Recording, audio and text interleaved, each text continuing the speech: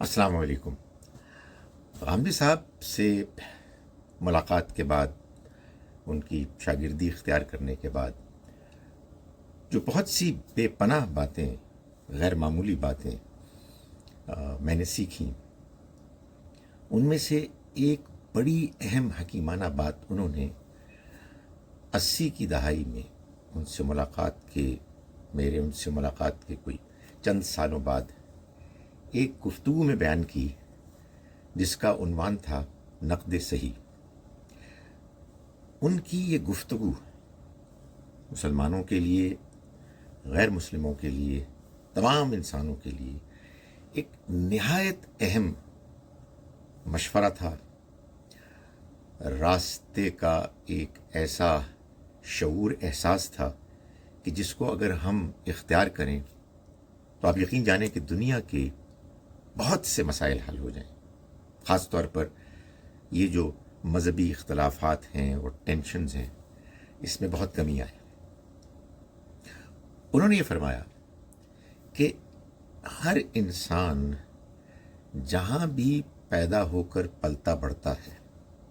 جس ماحول سے بھی اس کا تعلق ہے، اسے چاہیے کہ اس ماحول میں جو کچھ اس کو بتایا جا رہا ہے، جو اس کے اعتقادات ہیں، جو رسوم ہیں، جو طور طریقے تہوار ہیں، ان کو اختیار کرے اور ان میں وہ حصہ لے، لیکن ساتھ ہی ساتھ اللہ کی دی ہوئی عقل کو بھی استعمال کرے، دوسرے انسانوں کی بات بھی سنے۔ جب معاملات میں اتنا اختلاف ہے کہ کوئی کچھ کہہ رہا ہے، کوئی کچھ کہہ رہا ہے، اور اکثر کہنے والے یہ کہہ رہے ہیں کہ ہماری بات ہی صحیح ہے، باقیوں کی بات غلط ہے، اس میں بجائے اس کے کہ انسان پریشان ہو،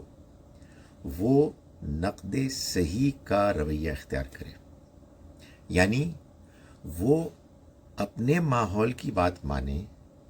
اور اس پر عمل کرے، لیکن اپنے کانوں کو، اپنے ذہن کو بند نہ کرے، دوسروں کی بات سنے، دیانتداری سے سنے، اپنی بات جو ابھی تک مان رہا ہے اس کے ساتھ اس کا تقابل کرے اور سوچتا رہے، غور کرتا رہے، جب تک کہ اس کی پہلی بات کے جو وہ مانتا چلا آ رہا ہے بالکل ہی کمزور ہو کے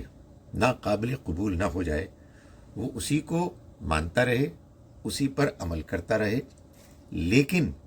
اپنے ذہن کے تنقید کو، کریٹیکل انالیسس کو نہ چھوڑے۔ جب اسے یہ محسوس ہو جائے کہ جو بات آج تک میں مان رہا تھا، جس پر میں عمل کر رہا تھا، وہ کمزور بات ہے، وہ غلط بات ہے، اس پر بالکل واضح ہو جائے، تو پھر اس کو چھوڑ دے، جتنی بات غلط لگی ہے اس کو ترک کر دے، اور جو بات صحیح معلوم ہوئی ہے اس کو اختیار کر لے، اور یوں اپنی زندگی کا سفر جاری رکھے۔ ہر انسان کی زندگی میں اصل میں یہی پروسیس ہے کہ جو جاری ہے، یا کہیے کہ آئیڈیلی جاری رہنا چاہیے۔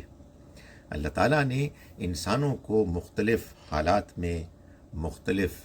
قسم کے ماحول میں پیدا کیا ہے، اور ہر ایک سے اللہ کا یہ تقاضا ہے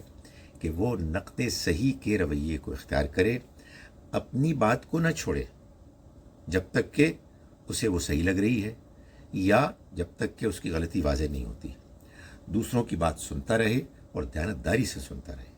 دیانتداری سے سننا، دیانتداری سے سوچنا، دیانتداری سے نتائج تک پہنچنا، یہ ہر انسان کی ذمہ داری ہے، اخلاقی دینی ذمہ داری ہے، جس پر کہ وہ اللہ کے ہاں جواب دہ ہے۔